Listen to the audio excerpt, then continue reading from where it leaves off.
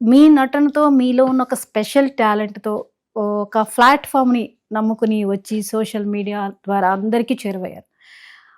కెరియర్‌లో చాలా పీక్స్‌ని చూసారు. ఈ సక్సెస్ నటుడిగా మిమ్మల్ని ఆవిష్కరించుకోవడానికి దొరికినటువంటి ప్లాట్‌ఫార్మ్స్‌లో మీ హార్డ్ వర్క్ ఏంటి? కంటెంట్స్ అండి. అంతే. అంటే మన కంటెంట్స్ జనాలకు చాలా దగ్గర అయినాయి యాక్చువల్లీ. మనం చేసే కంటెంట్స్, మనం సెలెక్ట్ చేసుకున్న కంటెంట్స్, రాసుకున్న కంటెంట్స్ ఇవన్నీ. హ్మ్. నటన అంటే ఏమో నేనంత పెద్ద యాక్టర్‌ని కాదని నా ఫీలింగ్. ఇంకా చాలా నేర్చుకోవాలి. బట్ అంతవరకు ఆడియన్స్ వరకు వెళ్ళానంటే బికాస్ ఆఫ్ మై కంటెంట్స్ అని నేను ఫీల్ అవుతుంటాను ఇప్పుడు. ఓకే. ఒక పర్సన్ తన లైఫ్‌లో పీక్స్‌ని చూసేస్తారు. సమ్‌టైమ్స్ ఒక్కొక్కసారి అనుకోని విధంగా డౌన్ ఫాల్స్ చూస్తుండే.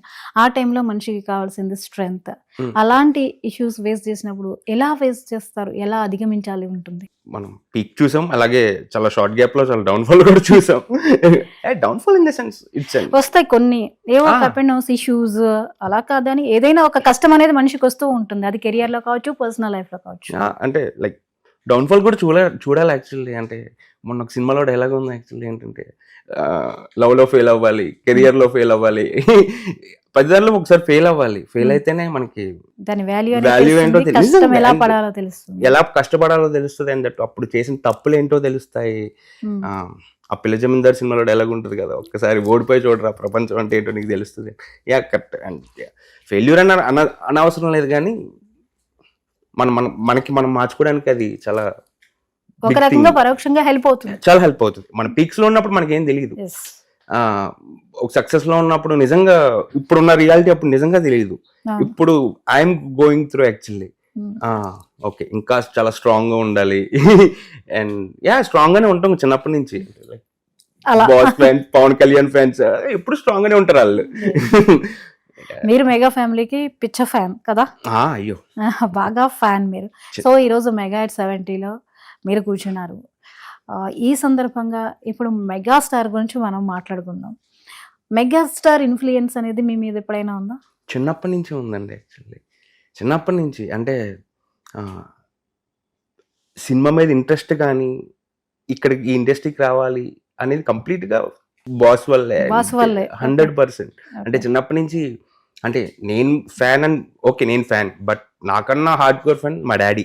అవునా? అయ్యో ఓకే. అస్సలు ఆ! అంటే జస్ట్ ఆయన ఫోటో మా ఇంట్లో దేవుడి గదిలో ఉండదేమో అంతే.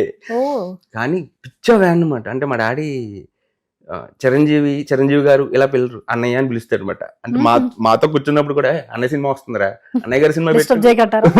అన్నయ్య గారు అని పిలుస్తూ ఉంటారు అనమాట ఇప్పటికీ కూడా. అంటే ఓకే. ఇంకా హార్డ్ కోర్ అనమాట. ఇంకా చిరంజీవి గారు అంటే ఇప్పుడు నేను ఇంట్లోకి వెళ్ళి కూర్చున్నా గానీ ఎదగలరా, చిరంజీవి గారు చూడు ఎంత కష్టపడి వచ్చాడు, హ్మ్. అది ఆయన చూసి నేర్చుకోవాలి. ఎప్పుడు ఆయన పేరు ఎప్పుడు కనీసం డైలీ ఓ 2-3 టైమ్స్ వింటానే పెరిగా from my childhood. Childhood. Okay. మీకెప్పుడు సినిమా మీద అవగాహన వచ్చిన తర్వాత మీరెప్పుడు ఏ సినిమా మీకు మెగాస్టార్ సినిమా బాగా గుర్తుండిపోయిన సినిమా ఏంటి? ఠాగూర్ మీకు బాగా ఠాగూర్ చాలా ఇన్ఫ్లుయెన్స్ చేసిన సినిమా నన్ను. ఇన్‌ఫ్లూయెన్స్ బాగా చేసింది. ఇన్ఫ్లుయెన్స్ చేసిన ఓకే. సినిమా. ఓహ్! అంటే మే 90s బోర్న్ యాక్చువల్లీ. హ్మ్. హ్మ్. నేను పుట్టింది 92లో పుట్టాను. నాకు సినిమా కొంచెం మెచ్యూరిటీ అన్నీ కూడా ఫ్రమ్ 2000 నుంచి హ్మ్. వస్తుంటాయి. సో నేను నేను ఎదుగుతున్న స్టేజ్లో ఠాగూర్ నన్ను చాలా ఇన్ఫ్లుయెన్స్ చేసింది. Okay. And Shankar Dada Zinda, MBBS ఇవన్నీ అంటే ఆయన కామెడీ. హ్మ్. అది వేరే హ్మ్. ఒక్కొక్కటి ఒక్కొక్క జోనర్ అయింది కంప్లీట్ గా. అవును. ఇప్పుడు ఇంట్లో మీ నాన్నగారు చూస్తారు కాబట్టి మీకు కూడా మెగాస్టార్ సినిమాలు ఎలా ఉంటాయి? దాని మీద మీకు బాగా అవగాహన కూడా ఉంటుంది కదా? అయ్యో ఏదైనా బాగా. బెనిఫిట్ షో అంతే. హ్మ్. మార్నింగ్ బెనిఫిట్ షో అంతే. నేను ఇద్దరం కలిసి వెళ్ళాం కానీ మా డాడీ వేరే థియేటర్కి వెళ్తారు, నేను వేరే థియేటర్కి. ఆ! అలా అంతే. ఇంకా ఆయన గురించి ఎంత చెప్పినా తక్కువ యాక్చువల్లీ. మెగాస్టార్‌లో మీకు బాగా నచ్చిందండి? ఎవరి క్వాలిటీ కూడా తీసుకోవచ్చండి ఆయనలో యాక్చువల్లీ. అంటే మా డాడీ ఏమో ఇంట్లో అంటే ఆయన కష్టం గురించి చెప్తుంటారు ఇప్పుడు కూడా. కష్టపడి పైకొచ్చారు. నేను ఒక ఆర్టిస్ట్ ని చూస్తుంటాను ఆయనలో, ఒక డాన్స్ లో గ్రేస్ ని చూస్తుంటాను. హ్మ్. ఎవ్రీథింగ్ అంటే ఫ్యామిలీని సెక్యూర్ చేసుకోవడం దగ్గర నుంచి హ్మ్. ఇవన్నీ ఆయన గురించి చెప్తానే ఉంటారు ఎప్పుడు ఇంట్లో. ఓకే. యెస్. అంటే మీరు నటన మీద ఆసక్తి పెంచుకోవడానికి ఈ ఇన్‌ఫ్లూయెన్సే కారణమా? లేకపోతే మీరు స్కూల్‌లో ఏదన్నా పెర్ఫార్మ్ చేయడం వల్ల గానీ, లేతే చుట్టుపక్కల వాళ్ళు మీలో టాలెంట్‌ని గుర్తించి యాక్టర్ అవ్వని కానీ, ఇలాంటి ఎంకరేజ్‌మెంట్‌లు ఏమన్నా ఏం వచ్చాయా? లేదండి, ఇదే ఎంకరేజ్మెంట్. అంటే ఇదే ఇక్కడి నుంచే పుట్టింది ఆ సీడ్ అనేది. ఓకే. చిన్నప్పటి నుంచి సినిమా సీడ్ అనేది స్టార్ట్ అయింది ఫ్రమ్ చిరంజీవి గారు. చిరంజీవి గారు. 100% ఇంకా ఓకే.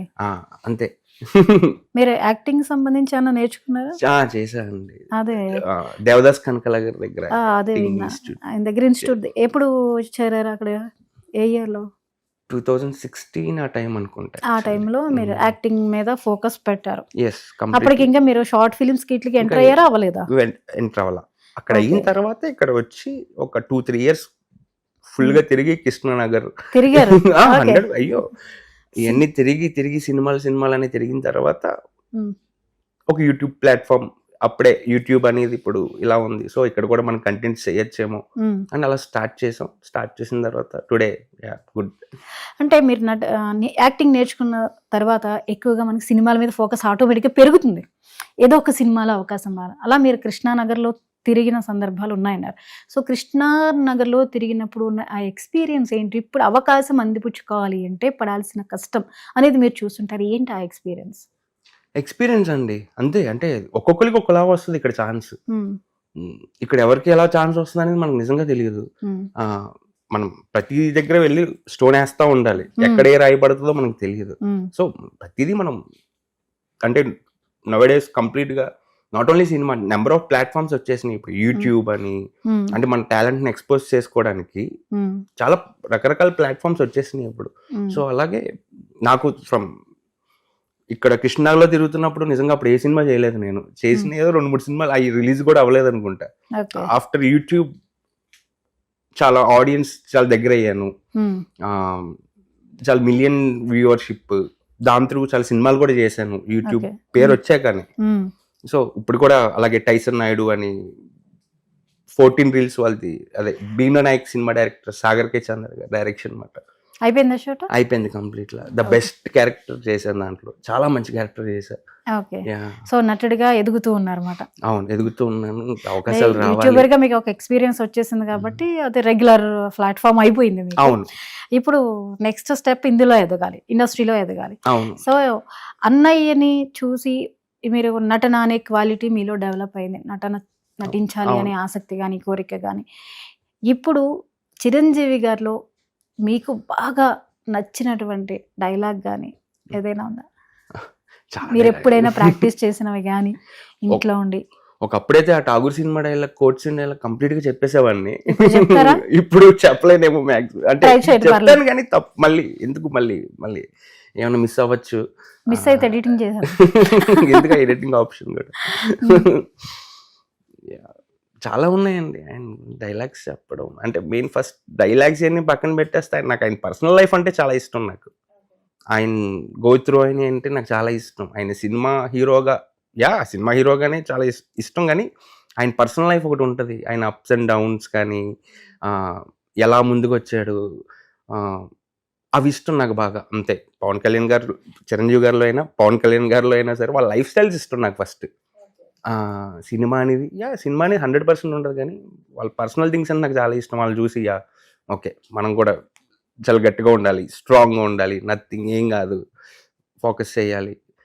వాళ్ళ పర్సనల్ లైఫ్స్ అంటే చాలా ఇష్టం. ఎందుకు సొంతగా పెరిగాం యాక్చువల్లీ, ఇంట్లో చెప్పేది కూడా అవే యాక్చువల్లీ నాకు. వాటి ఇన్ఫ్లుయెన్స్ బాగుంటుంది, అలాంటప్పుడు మరి చొచ్చుకుపోతుంది మనకి. మీ స్పెషల్ స్లాంగ్లో మీకంటే ఒక స్లాంగ్ ఉంది కాబట్టి ఆ స్లాంగ్లో మీరు ఎంతో చేరువయ్యారు కదా యూట్యూబ్ ద్వారా. ఒక డైలాగ్ చెప్పండి, మీ సిరీస్ నుంచి అయినా పర్వాలేదు. నిజంగా గుర్తుండవండి, అంటే గుర్తుండే కానీ. సరే మీ టైమింగ్ ని బట్టి ఏదో ఒకటి చెప్పండి, మీ స్లాంగ్ లో చెప్పండి. అప్పటికప్పుడు చేస్తుంటాం, and that number of concepts, అంటే ఎవ్రీ వీక్ కొత్త కంటెంట్స్ ఇస్తుంటాం కదా. సో మారిపోతూ ఉంటాయి అవి. అంటే ఒక 1 వీక్ ఒక లవ్ జోన్ చేస్తుంటాం, ఇంకొక 1 వీక్ కామెడీ చేస్తుంటాం, 1 వీక్ ఒక ఫ్యామిలీ ఎమోషన్. సో ఏంటంటే అన్ని గుర్తుపెట్టుకోలేమన్నమాట. సో చెప్తాను కానీ మళ్ళీ దాని గురించి ఆలోచించి చాలా ఎంత టైం తీసుకుని. మరి ఠాగూర్ అంటే బాగా ఇష్టం అన్నారు, తర్వాత మీకు బాగా నచ్చిన సినిమా ఏంటి? ఇందిరా కూడా చాలా ఇష్టం అండి. దానికన్నా ముందు ఇంద్రాలో మీకు బాగా గుర్తున్న డైలాగ్ ఒకటి ఉంది కదా. కదా ఇంద్రాలో మొక్కే కదా అని పీకేస్తే పీక కోస్తా. ఇంకా నాకు చాలా ఇష్టమైన అలాగే ఏంటంటే, తప్పు నా వైపు ఉంది కాబట్టి తలదించుకెళ్తున్నాను, లేదంటే తలలో తీసుకెళ్లేవాడిని. ఆ డైలాగ్ కానీ యా నెంబర్ ఆఫ్ డైలాగ్స్ ఉన్నాయి ఆయనవి చెప్పాలంటే. అలాంటి క్యారెక్టర్స్ చేసినప్పుడు ఏమనిపిస్తూ ఉంటుంది? అంటే ఆయన ఎమోషన్ క్యారీ చేసే విధానం గాని, అవి మిమ్మల్ని ఎలా ఇంప్రెస్ చేశాయి? ఐస్ ఆయన ఐస్. కళ్ళునే చూస్తుంటాను ఇప్పుడు. అంటే ఆయన పెద్ద ఐస్‌లో చూపించేస్తుంటాడు ఆయన. అబ్బా! ఏం ఐస్‌రా అనిపిస్తుంటాయి అన్నమాట. నాకు ఆయన చూస్తున్నప్పుడల్లా ఆయన కళ్ళే చూస్తుంటాను మీ ఇప్పుడు. ఐ కాంటాక్ట్ ఆయన ఐస్ దగ్గరికి వెళ్తుందన్నమాట. ఆ! అలాగే వెళ్తది. స్టాలిన్ సినిమాలో ఒక ఆయన ఇంట్రడక్షన్ షాట్ ఉంటది. హ్మ్. ఒక చిన్న పగిలిపోయిన అద్దంలో జస్ట్ ఒక కన్ను కనిపిస్తది అంతే. హ్మ్. ఆ కన్ను ఆయన ఐస్‌కి అంత పవర్ ఉంటదని నా ఫీల్ యాక్చువల్లీ. చాలా మంచి కళ్ళు ఆయనవి.